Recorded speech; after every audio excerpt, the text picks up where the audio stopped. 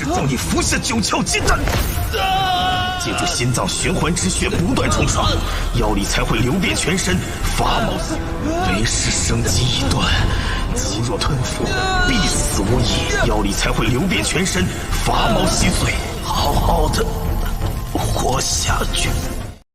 Halo semuanya, kembali lagi bersama para jagoan di sini. Seperti biasa, admin selalu mendoakan kalian semoga selalu dalam keadaan sehat dan dalam kondisi terbaik.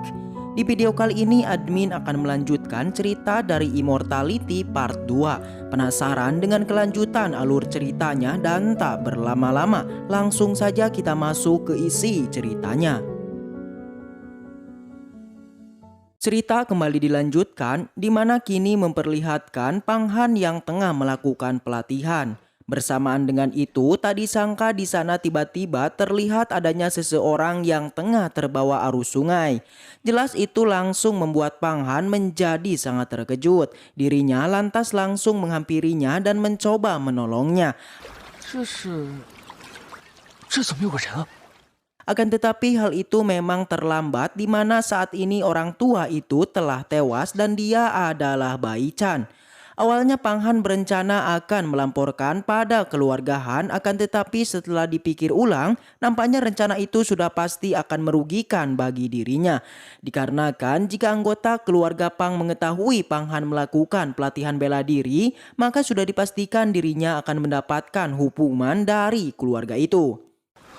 不行，人已至死，还是入土为安。 Di sisi lain terlihat saat ini Peng Qingsu juga sangat kesakitan. Nampaknya hal itu merupakan efek dari pertarungannya dengan Bai Chan. Awalnya kedatangan dari Peng Qingsu akan dirayakan, akan tetapi mengingat kondisinya yang sekarang, maka niatan tersebut akhirnya ia batalkan. 你让二叔取消迎归宴，带我接下圣旨节，完事你和二叔立刻来见我。 Kembali ke tempat Pang Han. Di sana Pang Han kemudian berencana untuk menguburkan mayat dari Bai Chan. Akan tetapi saat menyeretnya tiba-tiba terlihat sesuatu yang keluar dari tubuhnya. Melihat hal itu tentu ia menjadi penasaran dan langsung mengambilnya. Dirinya yang tak sengaja menghirupnya merasa sangat terkejut setelah efek yang telah ia rasakan yang sangat luar biasa. Di sana Pang Han juga mulai berasumsi bahwa benda yang ada di tangannya itu merupakan sebuah eliksir yang ada di keluarga Pang. Namun sesuatu yang tak disangka akhirnya terjadi, di mana Bai Chan seketika terbangun setelah menghirup esensi dari batu itu. Sontak Bai Chan langsung menyerang Pang Han dan mengatakan bahwa dirinya merupakan orang dari Sekte Bintang.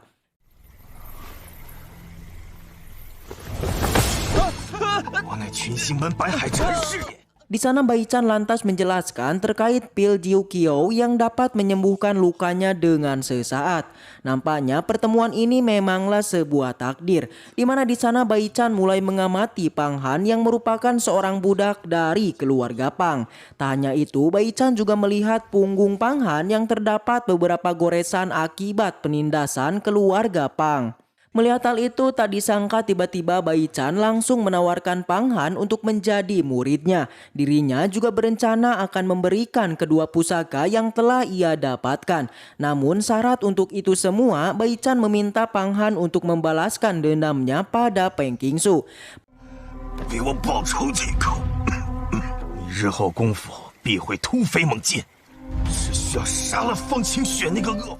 Mendengar hal itu, Pang Han juga mulai terus berpikir terkait keputusan yang akan ia ambil.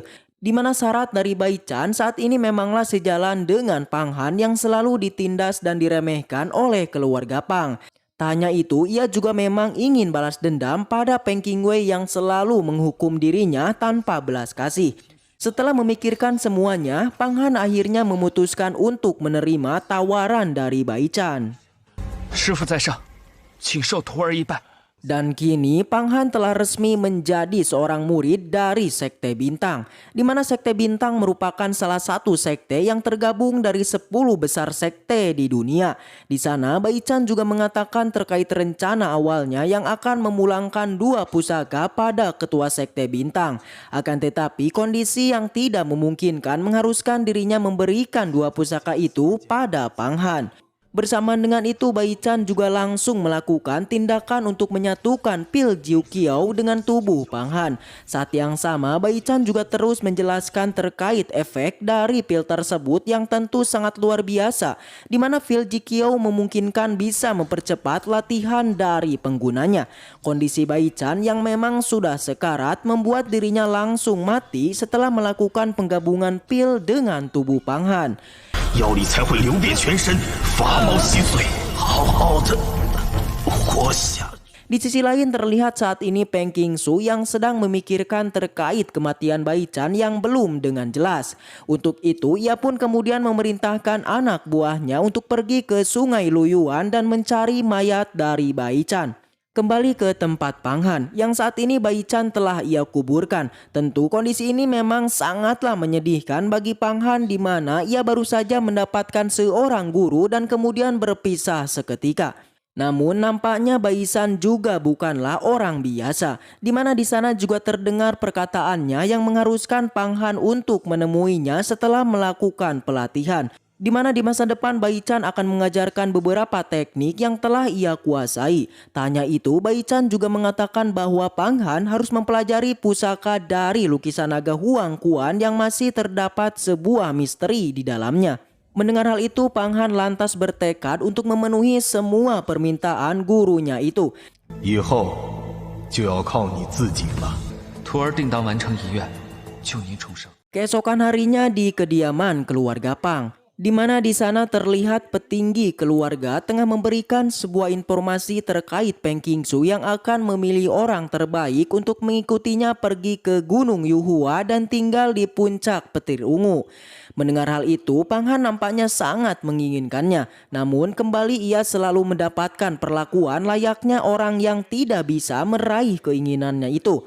Di mana petinggi itu mulai merendahkan dan meremehkan Pang Han. 都静静，都静静，都不知道在干什么，也想去羽化仙山。走了。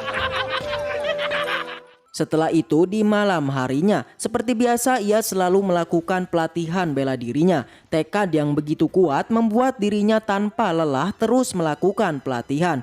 Hari demi hari ia lalui. Semua jurus yang pernah ia lihat kini mulai ia praktekkan. Semua gerakan akhirnya mulai ia kuasai. Di mana kekuatan Pang Han saat ini memanglah telah meningkat pesat dan dapat menguasai 5 teknik sekaligus. Tentu hal itu belumlah cukup, di mana kini Pang Han kembali mengintip para murid yang tengah berlatih. Malam harinya Pang Han juga kembali mempraktekkan semua gerakan dan jurus yang telah ia lihat sebelumnya. Semua teknik dan gerakan dari keluarga Pang akhirnya ia dapat kuasai. Dan dengan sekejap Pang Han akhirnya bisa mencapai ranah tingkat 5, yakni di ranah mistis. Nampaknya kecepatan pelatihan itu tak luput dari bantuan sebuah pil Jiu Qiao yang telah bergabung dengan tubuhnya. Dirinya juga tidak mengira bahwa hanya dalam jangka waktu 1 bulan ia akhirnya bisa mencapai tingkatan ke-5 mistis. Di sisi lain terlihat saat ini Pang Zhen yang tengah melapor terkait dirinya yang telah menelusuri sungai Luyuan selama 1 bulan. Akan tetapi sampai saat ini semua bawahannya memanglah tidak menemukan mayat dari Baichan. Tentu dengan situasi ini Peng Qingsu lantas menyimpulkan bahwa Baichan memanglah belum tewas. Tak hanya itu, Peng Qingsu juga mulai berasumsi bahwa Baichan telah memakan pil Jiu Qiao untuk menyelamatkan hidupnya. Dengan itu, ia pun akhirnya memutuskan untuk menghentikan pencarian dari Baichan. Bersamaan dengan itu, petinggi lainnya juga melaporkan terkait pemilihan semua orang yang akan pergi ke Gunung Yuhua. 你先行一步，提前赶往羽化山。请为天资卓越，定能通过考核。 Scene kemudian berpindah di Barakuda, di mana di sana terlihat Pang Han yang masih mengurus kudanya. Hari-harinya memanglah seperti itu.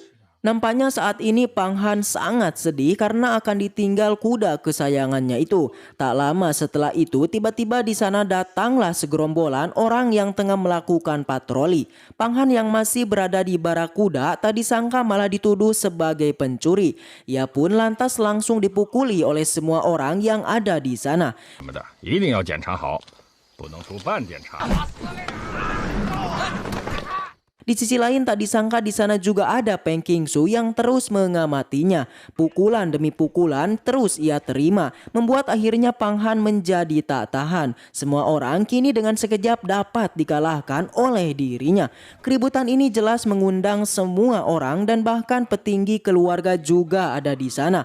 Seperti biasa, ia memang selalu meremehkan Pang Han dan menganggap dirinya seorang budak yang tidak berguna. Saat yang sama, petinggi di sana juga langsung memerintahkan semua orang untuk segera menangkap Pang Han. Akan tetapi tak disangka di sana Peng Qingsu akhirnya muncul. Pang Han yang melihat hal itu ia menjadi terkejut, di mana kini ia akhirnya bertemu dengan sosok dari Peng Qingsu yang telah mencapai ranah ajaib. Di sana Peng Qingsu lantas mulai mempertanyakan terkait jurus bela diri yang telah Pang Han perlihatkan. Dirinya berasumsi bahwa Pang Han telah belajar bela diri secara diam-diam. Mendengar hal itu, Pang Han juga langsung mengiyakan terkait tuduhan itu. Peng Qingsu yang masih penasaran, ia pun lantas menanyakan terkait proses Pang Han yang telah mencapai tahap mistis, di mana sampai saat ini para murid dari keluarga Pang memanglah tidak ada yang telah mencapai ranah tersebut. Pertanyaan semacam ini tentu telah Pang Han persiapkan, di mana tempo lalu Bai Chan memang telah memberitahu Pang Han terkait jawaban atas pertanyaan semacam itu. Yang mana dengan cepat ia lantas menjawabnya bahwa dirinya memang telah memakan sebuah empedu dari sebuah ular. Yang hal itu tanpa diduga membuat tubuh Pang Han menjadi terasa kuat. Jawaban yang telah disiapkan memang sangatlah masuk akal, di mana Peng Qingsu nampaknya telah mempercayai Pang Han terkait empedu ular yang bisa meningkatkan pelatihan. Dengan itu Peng Qingsu lantas mengajak Pang Han untuk mengikutinya ke Gunung Yuhua.